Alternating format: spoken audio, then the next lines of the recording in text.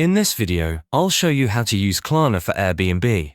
First, open the Klarna app on your phone and from the home screen, use the search bar to look for Airbnb. Tap on Airbnb, and it will redirect you to the Airbnb website. Once you're there, go to the bottom right and tap Login to sign in to your Airbnb account. Make sure you're signed in so you can proceed to book your stay.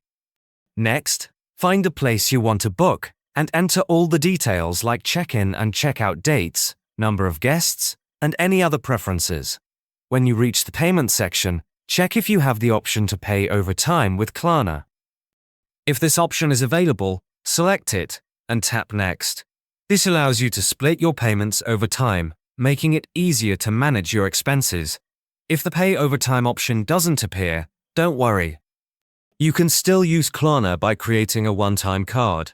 Go back to the Klarna app and tap Pay with Klarna at the bottom of the screen. Here you'll see an option to create a one-time card. Tap it, then enter the amount you want to spend on your Airbnb booking. Once you've entered the amount, tap Continue, and Klarna will generate a one-time card for you instantly. After the card is created, tap Agree and Create Card. You'll now have card details that you can use at Airbnb checkout.